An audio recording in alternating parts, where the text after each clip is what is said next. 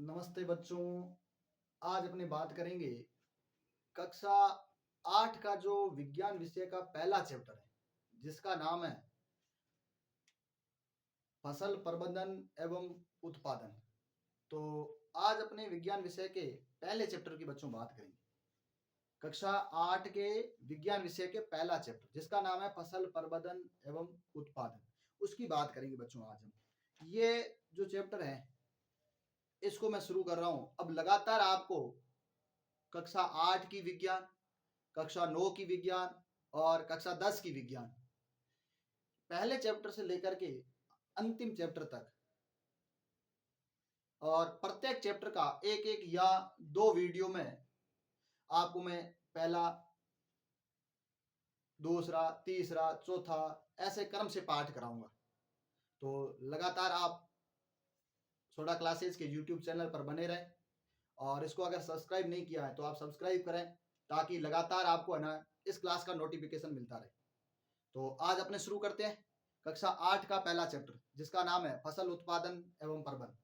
तो देखिए बच्चों, सबसे पहले अपने आज जो क्लास शुरू करेंगे वो कक्षा 8 से संबंधित होगी और पाठ संख्या 1 होगा जिसका नाम है फसल उत्पादन एवं प्रबंध। इस वाले पाठ की बात करेंगे बच्चों। आज हम फसल उत्पादन एवं प्रबंध वाले पाठ की बात करेंगे जो पाठ संख्या 1 है। तो देखिए बच्चों, सबसे पहले हम इस पाठ की रूपरेखा को जानते हैं कि इस पाठ में हम क्या पढ़ेंगे। तो देखिए बच्चों, इस पाठ के अंदर हम पढ़ेंगे एक तो फसल के बारे में कि फसल किसे कहते हैं, फसल कितने प्रकार की होती है। उसके बाद हम पढ़ेंगे फसल की पद्धतियां, या जिसको आप बोल सकते हो कृषि पद्धतियां। और कृषि पद्धतियों का मतलब हो गया कि फसल के कितने चरण है, किस तरीके से फसल को किया जाता है, फसल का उत्पादन आप किस तरीके से करेंगे। तो ये इस चैप्टर के अंदर हम पढ़ेंगे। तो आप इस चैप्टर के नाम से समझ गए होंगे कि इसमें एक तो हम पढ़ेंगे फसल के बारे में, फसल के चरण देखेंगे कि है ना फसल कौन कौन से फसल के अंदर चरण काम आते हैं। जैसे मिट्टी को आप तैयार करते हो, फिर आप उसमें बीज बोते हो, तो ये सारे चरणों की हम बात करेंगे जिससे हमारा जो पहला चैप्टर है तब जाकर के यह कंप्लीट होगा। यानी आपको मोटे तौर पर इसकी रूपरेखा दिमाग में रहनी चाहिए। और रूपरेखा ये है कि सर इस चैप्टर के अंदर हम फसल के प्रकार और कृषि पद्धतियां, और कृषि पद्धतियों में कृषि पद्धतियों के विभिन्न चरण देखेंगे। तो चलो हम शुरू करते हैं सबसे पहले फसल और फसल के प्रकार को। तो देखो, सबसे पहली हेडिंग आती है बच्चों हमारी इसमें फसल। अगर आपसे क्वेश्चन पूछे कि सर फसल किसे बोलते हैं, तो फसल का मतलब हो गया बच्चों कि भूमि के एक बड़े क्षेत्रफल पर अगर आप एक ही प्रकार के पादप उगा रहे हो तो वो पादप उस क्षेत्र की फसल कहलाएगी। यानी इसकी परिभाषा हो जाएगी कि भूमि के किसी विशेष क्षेत्रफल पर एक ही प्रकार के पादप उगाना फसल कहलाता है। तो हम इसकी परिभाषा लिखते हैं बच्चों कि भूमि के किसी विशेष क्षेत्रफल पर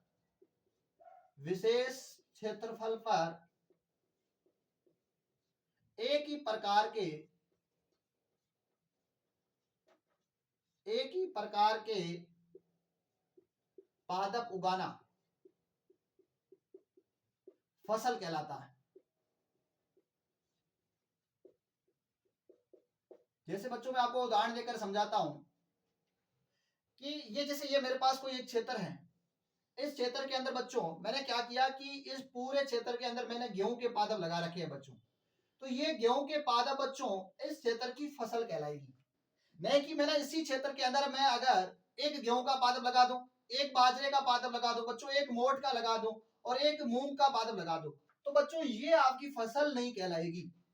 फसल की परिभाषा में है कि किसी विशेष क्षेत्रफल पर आपके पास एक ही प्रकार के पादप होने चाहिए। तो भूमि के बड़े क्षेत्रफल पर, या आप बोल सकते हो कि भूमि के किसी विशेष क्षेत्रफल पर एक ही प्रकार के पादप उगाना फसल कहलाता है। तो ये तो होगी बच्चों फसल की परिभाषा। अब हम बात करते हैं फसल के प्रकार। तो नेक्स्ट हमारे इसमें बच्चों हेडिंग आती है फसल के प्रकार। फसल के प्रकार, तो देखिए जो हमारे कक्षा 8 का चैप्टर 1 है उसके अनुसार फसल के दो प्रकार है। तो अगर आपसे क्वेश्चन में पूछ ले फसल कितने प्रकार की होती है, तो बच्चों आपको अपने पेपर में 2 प्रकार करके लाना है। 2 प्रकार करने हैं बच्चों आपके पेपर में। क्यों? क्योंकि बुक के अकॉर्डिंग हम पढ़ेंगे। तो फसल 2 प्रकार की होती है। अब ये 2 कौन से प्रकार होते हैं देखना बच्चों। एक इसमें प्रकार होता है जिसको हम बोलते हैं खरीफ की फसल। यानी पहला प्रकार है बच्चों कौन सी फसल, तो आप कहोगे सर खरीफ की फसल। पहली फसल होती है बच्चों कौन सी, खरीफ की फसल। और बच्चों दूसरी फसल होती है उसका नाम है बच्चों रबी की फसल। बच्चों कौन सी फसल है, रबी की फसल। तो अगर क्वेश्चन में आपसे पूछ लूं फसल कितने प्रकार की होती है, नाम लिखिए, तो आपको सर फसल 2 प्रकार की होती है। 1 नंबर खरीफ की फसल है और 2 नंबर रबी की फसल है। अब हम इसके अंदर बच्चों आपको एक तो इसका समय याद करना है कि खरीफ की फसल कौन से समय में बोई जाती है, इसका समय पीरियड क्या होता है, और दूसरे इसके उदाहरण याद रखने हैं कि खरीफ की और रबी की फसल के अंदर कौन कौन सी फसलें आती है।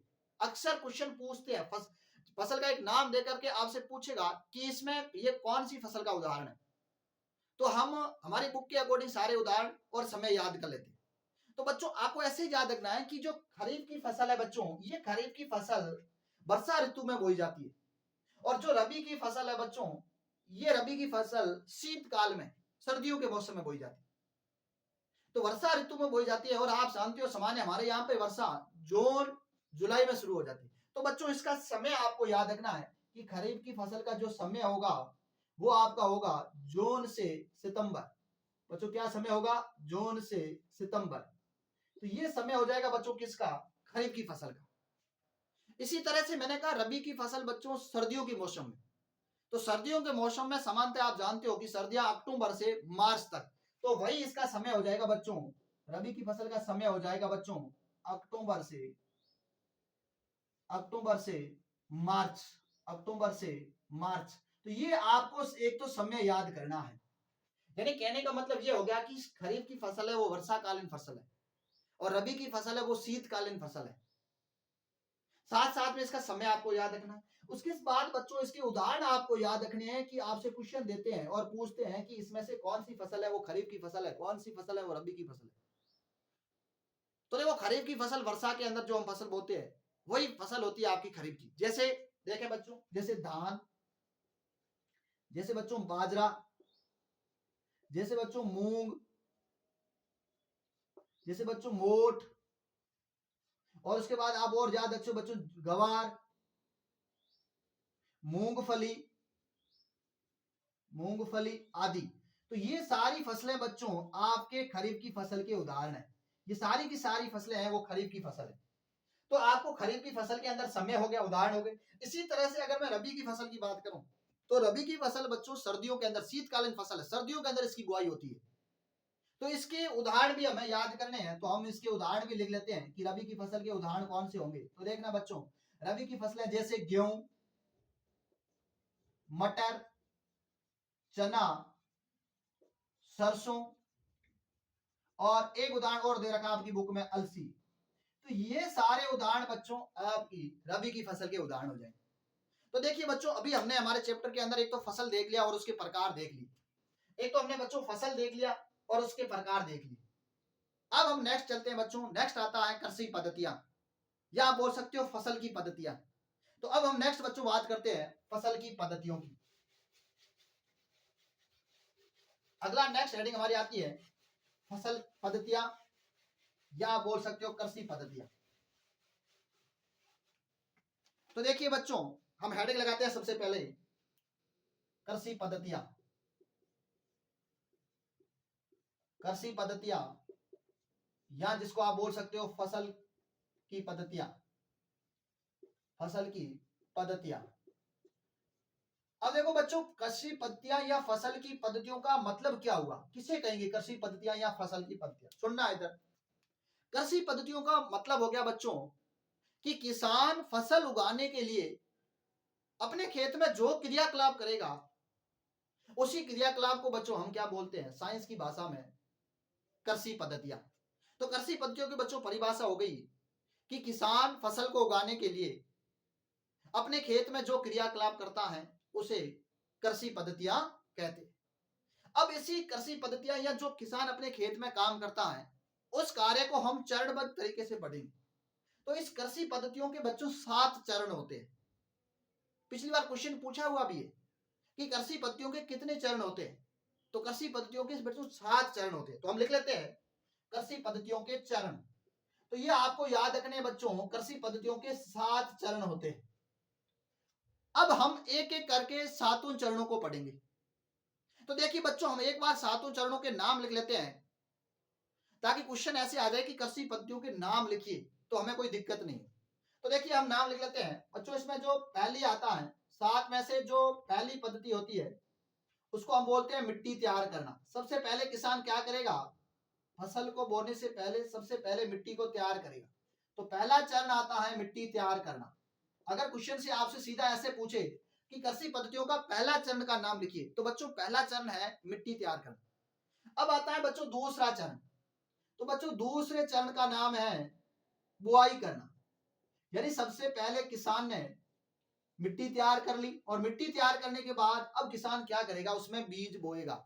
उसी को तो हम क्या कहते हैं बच्चों, बुआई करना। फिर देखिए तीसरा चरण आता है बच्चों। अब जैसे ही उसमें बुआई कर लेगा, फिर क्या करेगा किसान, देखिए बच्चों तीसरा चरण आता है। ये अब उसने बुआई कर ली, अब उसमें क्या करेगा कि अगर जमीन के अंदर पोषक पदार्थों की कमी है तो किसान क्या करेगा, उसमें खाद वगैरह डालेगा। तो यही तीसरा चरण बन जाता है बच्चों खाद, या आप उसको बोल सकते हो खाद और उर्वरक डालना। बच्चों क्या डालना, खाद और उर्वरक डालना। उर्वरक एक प्रकार का रासायनिक पदार्थ होता है बच्चों, जो हम आगे बात करेंगे। फिर देखिए बच्चों अगला जो चौथा चरण आता है। अब किसान ने मिट्टी तैयार कर ली, बुआई कर ली, अब उसके अंदर पोषक पदार्थ डाल दिए। अब किसान क्या करेगा, अपनी फसल की सिंचाई करेगा, उसको पानी पिलाएगा फसल। तो चौथा चरण निकल के आता है बच्चों सिंचाई करना। बच्चों चौथे चरण का नाम बताना क्या है, सिंचाई करना। फिर देखिए नेक्स्ट बच्चों पांचवा चरण। 7 चरण हम लगातार क्रम से, इसी क्रम से आपको याद रखने हैं, क्रम से कई बार पूछ लेते हैं। तो बच्चों देखिए अगला चरण आता है जिसको हम पांचवा चरण कहते हैं। अब क्या होगा कि जैसे किसान खेत के अंदर पानी पिलाएगा, पानी पिलाने से क्या होगा कि उसकी मिट्टी के अंदर अनावश्यक दूसरे कोई बीज है, वो बीज भी अंकुरित हो जाएंगे। इसका मतलब जो अपना पांचवा चरण आता है वो आता है खरपतवार। उसी अनावश्यक पादप को हम क्या बोलते हैं बच्चों, खरपतवार। तो अगला चरण आता है हमारा खरपतवार को हटाना। खरपतवार को हटाना हम आगे सीखेंगे कि खरपतवार को कैसे हटाते हैं। एक बार आपको चरण का नाम याद करना है बच्चों। फिर देखिए नेक्स्ट आता है छठा चरण। छठे चरण का नाम है बच्चों, जैसे ही वो खरपतवार को हटाएगा, अब क्या होगा कि किसान के भाई किसान की फसल है, अब वो पक जाएगी और पकेगी तो किसान अब उसका क्या करेगा भाई, कटाई करेगा। तो अगला चरण बच्चों निकल के आता है कटाई करना। नेक्स्ट चरण आता है बच्चों क्या करना, फसल की कटाई करना। और अंतिम और सातवां चरण होता है फसल क्या करेगा, अब भाई कटाई कर ली, कटाई करने के बाद उसने अपनी फसल की थ्रेसिंग वगैरह कर ली। थ्रेसिंग का मतलब था उसमें बीज वगैरह निकाल दिए। अब फसल का क्या करेगा बच्चों, वो भंडारण करेगा, इकट्ठा करेगा। और फिर जैसे ही बाजार के अंदर उस फसल के भाव आएंगे, मूल्य आएगा, तब वो बेचेगा। तो सातवां चरण हमारा जो अंतिम चरण है उसका नाम है बच्चों भंडारण करना। भंडारण करना। तो बच्चों ये हमारी कृषि पद्धतियों के क्रम से 7 चरण हो गए। बच्चों सीधा क्वेश्चन पूछा हुआ है कृषि पद्धतियों के चरणों के नाम लिखिए, तो आपको ये क्रम से बच्चों 7 चरण याद होने चाहिए। एक बार मैं वापस रिवाइज कराता हूं। मिट्टी तैयार करना, फिर बुआई करना, बुआई के बाद उसमें खाद और उर्वरक डालना, फिर अगला आता है सिंचाई करना। फिर उसके बाद क्या होता है, सिंचाई करने के बाद अनावश्यक पादप उग जाएंगे तो खरपतवार को हटाना। और फिर खरपतवार वगैरह हटाएगा तो उसकी फसल पक जाएगी तो उसकी कटाई करना। और कटाई करने के बाद उसका थ्रेसिंग वगैरह हो जाने के बाद जो बीज होते हैं उन बीजों का क्या करता है किसान, भंडारण करता है। तो अपना अंतिम चरण आता है भंडारण करना। तो अब हम नेक्स्ट जो कृषि पद्धतियां या फसल की जो पद्धतियां हैं इसके अंदर इन सातों चरणों की बात करेंगे क्रम से। तो हम एक एक करके इन सातों चरणों को सीखते हैं बच्चों। तो सबसे पहले हम पहला चरण लेते हैं जिसका नाम है मिट्टी तैयार करना। अब देखो हम सबसे पहला चरण की बात करते हैं। अपने पहला चरण लेते हैं जिसका नाम है मिट्टी तैयार करना। बच्चों इसी मिट्टी तैयार करने को हम बोलते हैं मिट्टी को पोली बनाना। मिट्टी तैयार करने को ही तो बच्चों क्या बोलते हैं, मिट्टी को क्या बनाना बताओ, पोली बनाना। अब सुनना बच्चों मेरी बात, अब इसका मतलब क्या होता है मिट्टी तैयार करना या मिट्टी को पोली बनाना। अब देखो क्वेश्चन ऐसे पूछेगा आपसे कि किसान क्या करता है कि अपना जो खेत है उस खेत के अंदर हल चला करके उस मिट्टी को उलट पुलट करके पोली करता है। और मिट्टी को पोली इसलिए करता है ताकि पोली मिट्टी होगी तो उसमें बीजों का अंकुरण आसानी से होगा, पहली बात। दूसरी बात, उस मिट्टी के अंदर, उस पोली मिट्टी के अंदर जो भी बीज अंकुरित हो रहा है, उस बीज को श्वसन के लिए, श्वसन की प्रक्रिया है, उसमें जो ऑक्सीजन है वो आसानी से पहुंच जाएगी।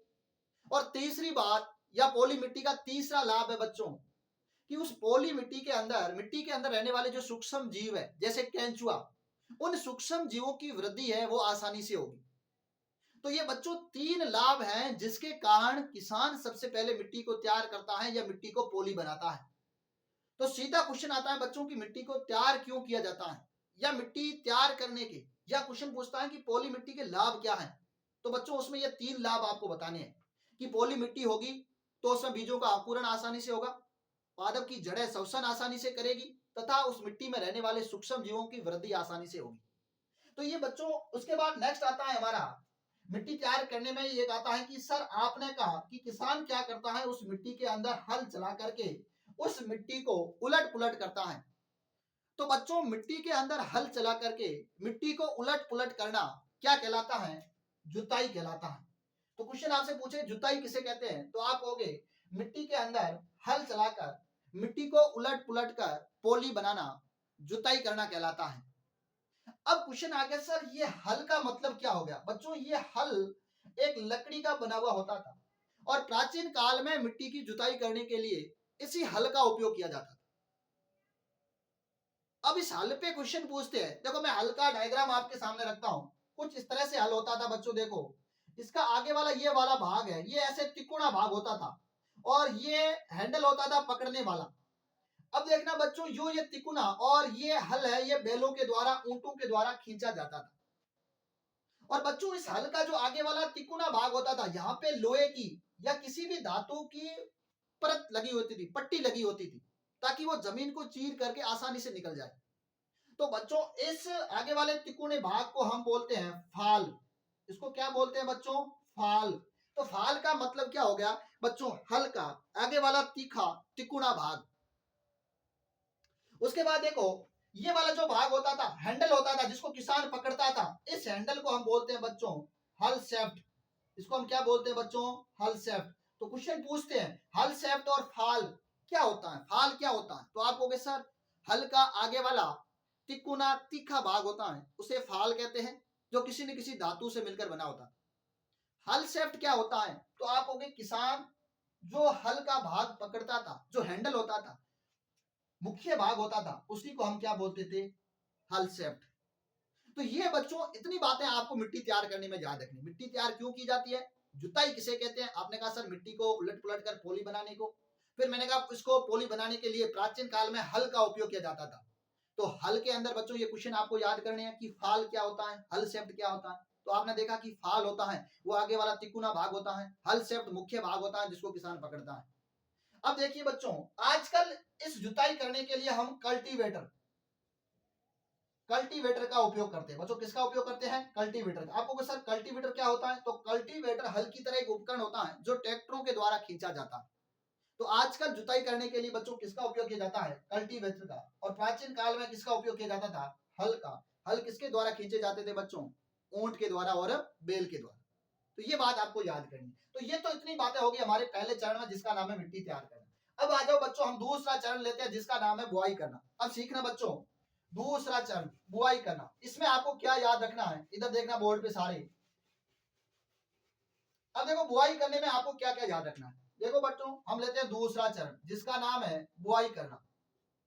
अब बुआई करने के अंदर भी पहली बात, ये बुआई मतलब क्या हो गया सर, बुआई किसे कहेंगे। बुआई का मतलब हो गया किसान के द्वारा अपनी फसल के बीजों को अपने खेत में बोना, उसी को हम क्या कहते हैं, बुआई करना। फिर आता है कि किसान कौन से कैसे बीजों की बुआई करेगा। तो हमें याद रखना है किसान उत्तम और अच्छम किस्म के बीजों की बुआई करता है। अब किसान को कैसे पता चलेगा कि ये अच्छे बीज है, उत्तम किस्म के बीज है। तो देखिए किसान क्या करते हैं, जो बीज अपने जमीन में बोने के लिए खरीदते हैं या उनके पास होते हैं, उन बीजों को क्या करेगा कि पानी से भरे हुए टब के अंदर उन बीजों को डालेगा। और जो बीज अच्छे होंगे, उत्तम किस्म के होंगे, वो भारी होंगे वजन में। तो ये क्वेश्चन बच्चों पूछा हुआ है कि उत्तम किस्म के बीज वजन में क्या होते हैं, भारी। भारी होंगे तो वो टब के नीचे बैठ जाएंगे और खराब बीज होते हैं बच्चों, अस्वस्थ बीज होते हैं, वो हल्के होते हैं, वो पानी की ऊपरी सतह पे आ जाएंगे और उनको बीज को किसान निकाल देगा और नीचे वाले जो भारी उत्तम किस्म के अच्छे बीज है उनकी किसान क्या कर लेगा, बुआई कर लेगा। तो एक बात आपको सर बच्चों ये याद करनी है। उसके बाद बुआई करने के लिए आपको एक मशीन याद रखना है जिसका नाम है सीड ड्रिल। आपसे क्वेश्चन पूछता है कि सीड ड्रिल मशीन का उपयोग किसमें किया जाता है, तो बच्चों आपको याद रखना है कि सीड ड्रिल वह मशीन होती है जिसके द्वारा किसान बुआई करता है। तो आपको अगर क्वेश्चन पूछ ले कि सीड ड्रिल क्या है, सीड ड्रिल का उपयोग किसान किसमें करता है, तो आपको याद रखना है कि सीड ड्रिल का उपयोग किसान बुआई करने में करता है। तो बच्चों ये तो हो गया हमारा बुआई करना दूसरा चरण। अब हम आ जाते हैं तीसरे चरण पे जिसका नाम है खाद और उर्वरक डालना। तो देखिए बच्चों, खाद और उर्वरक के अंदर आपको क्या बात याद रखनी है, इधर देखना बच्चों। तीसरा चरण है बच्चों हमारा, तीसरा चरण है जिसका नाम है खाद और उर्वरक डालना। अब सबसे पहला क्वेश्चन, खाद का मतलब क्या हो गया और उर्वरक का मतलब क्या हो गया, दोनों अलग कैसे? तो हम इसको अंतर करके देख लेते हैं। एक साइड खाद लिख लेते हैं और एक साइड बच्चों उर्वरक लिख लेते हैं। अब मैं एक एक करके दोनों में अंतर बताता हूं, सुनना बच्चों। खाद होती है वो हम खेतों के अंदर तैयार करते हैं। खाद है वो आपका गोबर हो गया, सड़े गले पातों की पत्तियां हो गई, ये एक खाद है। और बच्चों जो उर्वरक होता है वो फैक्ट्रियों के अंदर तैयार किया जाता है, वो एक रासायनिक पदार्थ से तैयार किया जाता है। तो पहला अंतर हो गया कि सर खाद को हम खेतों में या घरों में तैयार कर सकते हैं, जबकि जो उर्वरक होता है उसको फैक्ट्रियों में तैयार किया जाता है। दूसरा अंतर बच्चों, दूसरा अंतर है कि जो खाद है उसके अंदर भरपूर मात्रा में पोषक पदार्थ हैं, जबकि उर्वरक में इतने भरपूर मात्रा में पोषक पदार्थ नहीं है। तीसरा, खाद से आपकी जमीन है वो खराब नहीं होगी, उर्वरक से आपकी जमीन है वो खराब हो जाएगी, बंजर हो जाएगी अगर लगातार आप उर्वरक का, उस रासायनिक पदार्थ का उपयोग कर रहे हो।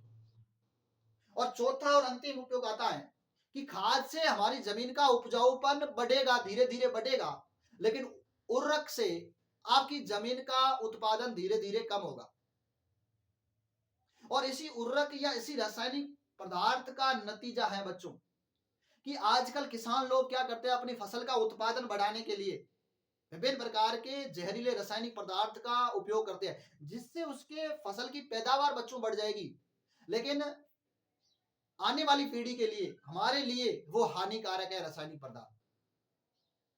तो ये हो गया बच्चों हमारे खाद और उर्वरक में अंतर। जो एक ही सीधा क्वेश्चन आता है कि खाद और उर्वरक में अंतर बताइए। अगर आपके मन में ये बात हो कि सर हम खाद और उर्वरक नहीं डालें तो क्या होगा, बच्चों हम खाद और उर्वरक क्यों डालते हैं, तो इसका मतलब, इसका कारण बच्चों ये है कि हम क्या करते हैं, या जो किसान लोग होते हैं वो क्या करते हैं कि लगातार फसल को जमीन में बोते हैं।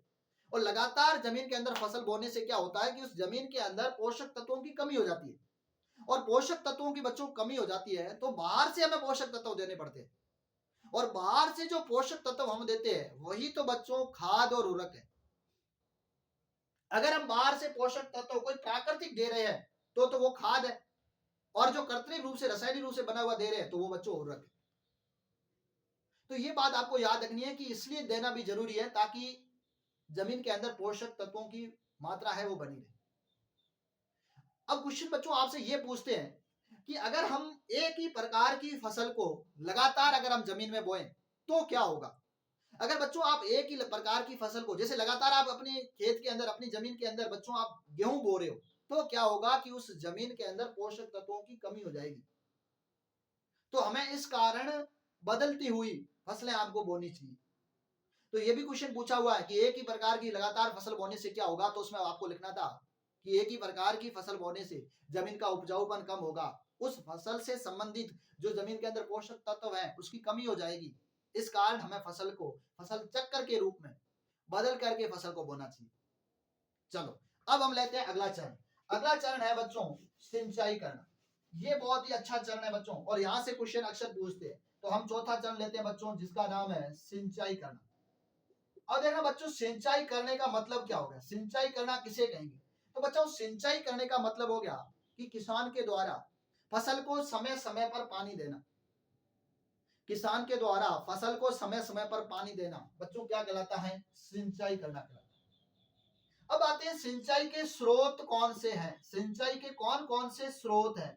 तो सिंचाई के स्रोत आपको देखना है, जैसे सर सिंचाई के स्रोत जैसे नहर हो गई, जैसे तालाब, जैसे नदी, जैसे झील, ये आपके किसके स्रोत है? सिंचाई के स्रोत है। मैं साधन की बात नहीं कर रहा हूं, सिंचाई के स्रोत की बात कर रहा हूं, जहां से मैं पानी मिलता है। उसके बाद नेक्स्ट आता है बेटा सिंचाई के अंदर सिंचाई के साधन। तो हम नेक्स्ट देखते हैं बच्चों सिंचाई के साधन। और ये सिंचाई के दो तरह से साधन है, एक तो बच्चों परंपरागत साधन है और एक आधुनिक साधन है। परंपरागत साधन का मतलब हो गया बच्चों प्राचीन काल में, और एक आधुनिक। परंपरागत का मतलब हो गया बच्चों जो प्राचीन काल में सिंचाई के लिए साधन जो काम में लेते थे, जब ये विद्युत नहीं थी, लाइट नहीं थी उस समय, उन साधनों को हम बोलते हैं बच्चों परंपरागत साधन। और आजकल जो सिंचाई में साधन काम लेते हैं उन साधन को हम बोलते हैं बच्चों आधुनिक साधन। तो आपको परंपरागत साधन के उदाहरण याद रखने हैं। क्वेश्चन पूछते हैं परंपरागत साधन के उदाहरण लिखिए। तो उदाहरण में बच्चों आपको याद रखना है, जैसे चडस, रहट, मोट, ढेकली, ये सारे आपके बच्चों परंपरागत सिंचाई के साधन है। और आधुनिक साधन में बच्चों नलकूप, हैंडपंप, मोटर पंप, ये सारे बच्चों आधुनिक सिंचाई के साधन है। इसके बाद नेक्स्ट आता है बच्चा सिंचाई में सिंचाई की विधियां। तो अब हम देखते हैं सिंचाई की विधियां बच्चों। साधन के बाद नेक्स्ट आता है सिंचाई की विधियां। तो देखिए बच्चों सिंचाई की दो विधियां होती है। अगर आपसे पूछ ले सिंचाई की कितनी विधियां होती है, तो बच्चों सिंचाई की दो विधियां होती है। अब एक विधि का नाम है छिड़काव तंत्र विधि। बच्चों क्या नाम है उसका? छिड़काव तंत्र विधि। और दूसरी का नाम है बच्चों ड्रिप तंत्र विधि। क्या नाम है बच्चों? ड्रिप तंत्र विधि। तो अगर मैं आपसे कहूं सिंचाई की कितनी विधियां होती है, तो आप कहोगे दो। साधन कितने होते हैं? दो। साधन कौन से? परंपरागत, आधुनिक। विधियां कौन सी? छिड़काव तंत्र विधि और ड्रिप तंत्र विधि। अब देखिए छिड़काव तंत्र विधि है बच्चों, ये छिड़काव तंत्र विधि उन क्षेत्रों में काम ली जाती है जिस क्षेत्र की भूमि है वो असमतल है, उबड़ खाबड़ भूमि है। तो उस भूमि को सिंचित करने के लिए जो विधि काम में ली जाती है बच्चों, उस विधि को हम बोलते हैं छिड़काव तंत्र विधि। और जो समतल भूमि है उसको सिंचित करने के लिए जो विधि काम में ली जाती है बच्चों, उसको हम बोलते हैं ड्रिप तंत्र विधि। तो छिड़काव तंत्र विधि एक तो आपने कहा सर असमतल भूमि के लिए होती है। दूसरा छिड़काव तंत्र विधि वहां काम में लेंगे जहां पानी की मात्रा ज्यादा है। क्यों? क्योंकि छिड़काव तंत्र विधि में पानी है वो व्यर्थ ज्यादा बहता है। छिड़काव तंत्र की विधि में एक मेन लाइन होती है, जैसे बसों ऐसे एक मेन लाइन होती है, इस मेन लाइन के अंदर एक फव्वारे लगे रहते हैं और यहां से पानी को ऐसे पानी इस फव्वारे से नीचे आएगा और भूमि सिंचित होगी। तो इसमें फसल के पास पानी पहुंचेगा ही बच्चों, उसके आस पास भी पानी आ जाएगा, यानी यहाँ पानी व्यर्थ ज्यादा बहेगा छिड़काव तंत्र विधि में। जबकि ड्रिप तंत्र विधि में बच्चों जैसे ये फसल है और ये पाइपलाइन निकाली हुई है बच्चों, इसकी जड़ों में सीधा पानी छोड़ा जाता है। तो ड्रिप तंत्र विधि में पानी और व्यर्थ नहीं बहता। ड्रिप तंत्र विधि है वो समतल भूमि के लिए, और ड्रिप तंत्र विधि है वह उस क्षेत्र में काम ली जाती है जहां पे जल की कमी है। और अगला ड्रिप तंत्र विधि है वो बागानों में, बाग बगीचों के अंदर ये ड्रिप तंत्र विधि का काम उपयोग किया जाता है बच्चों। तो ये हमारी थी सिंचाई की दो विधियां, एक का नाम था छिड़काव तंत्र विधि, दूसरे का नाम था ड्रिप तंत्र विधि। अब देखिए नेक्स्ट बच्चों हमारा जो चरण आता है उसका नाम है खरपतवार को हटाना। तो अगला चरण हम लेते हैं बच्चों खरपतवार को हटाना। देखिए सारे चरण आपके सामने लिखे हुए हैं, मैं एक एक चरण को आपको समझा रहा हूं। अब देखिए खरपतवार को हटाना, पांचवा चरण हमारा है खरपतवार को हटाना। अब बच्चों सबसे पहला क्वेश्चन आता है खरपतवार मतलब क्या हुआ? सर खरपतवार किसको बोलेंगे? तो खरपतवार फसल के साथ उगने वाले अनावश्यक पादप को कहते हैं।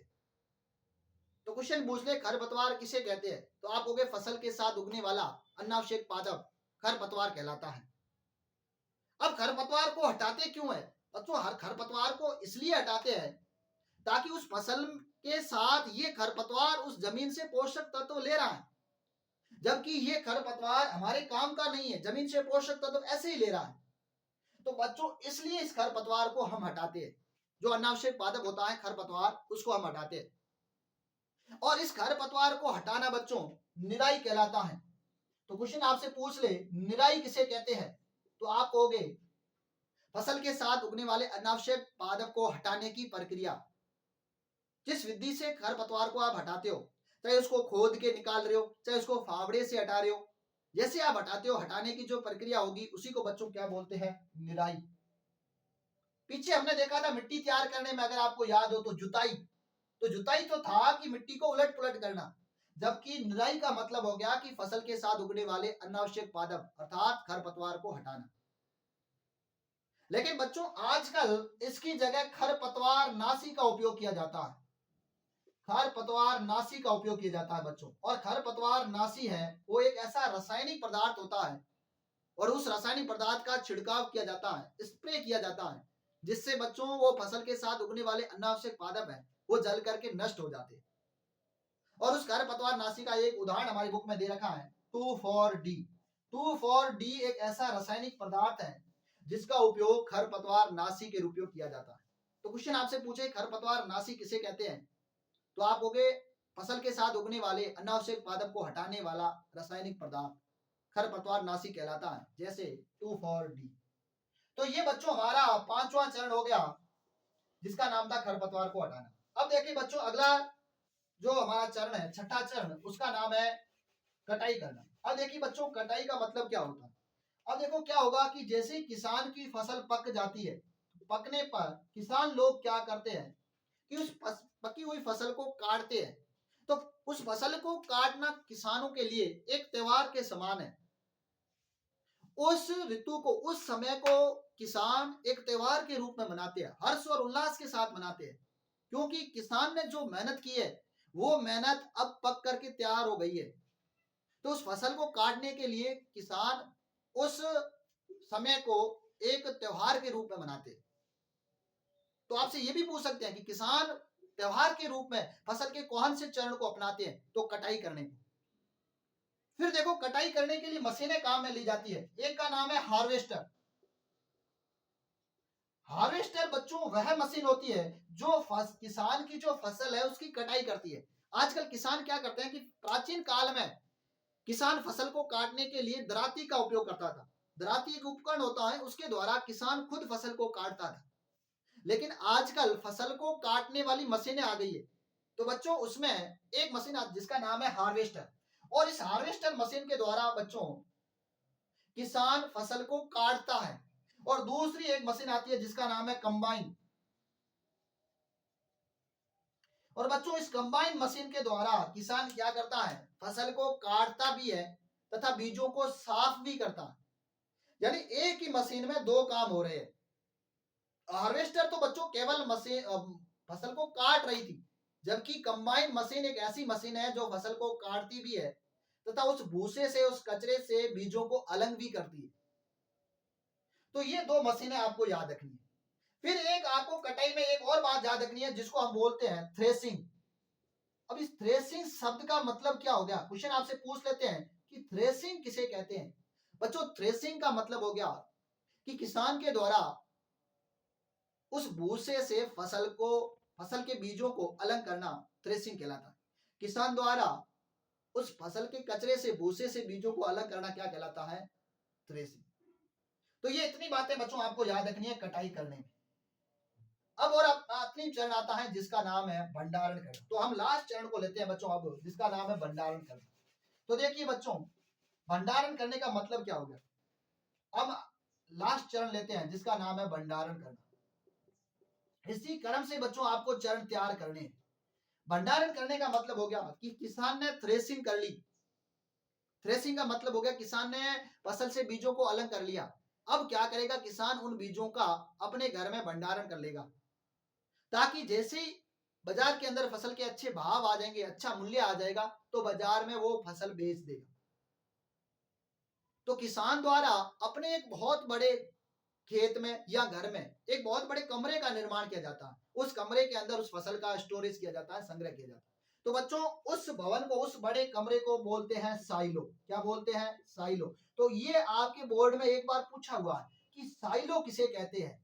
तो साइलो का मतलब हो गया किसान के द्वारा तैयार किया गया एक बहुत बड़ा भवन जिसमें फसल को स्टोर किया जाता है। उस बड़े भवन को क्या बोलते हैं बच्चों, साइलो। तो बच्चों ये हमारा जो चैप्टर संख्या 1 था जिसका नाम था फसल उत्पादन एवं प्रबंध, जिसमें हमारे फसल के प्रकार और कृषि पद्धतियां, जो कृषि पद्धतियों के 7 चरण थे बच्चों आपके सामने है। इन 7 चरणों के अंदर हमने जो इंपॉर्टेंट बातें थी वो सारी कवर कर ली। तो आप इस वीडियो को बार बार देखें, जो समझ में नहीं आई बात उसको कमेंट करके जरूर बताएं, और इस सोडा क्लासेज के यूट्यूब चैनल को आप सब्सक्राइब करें, जिससे समय समय पर जो भी वीडियो है वो आपको मिलता रहे। धन्यवाद।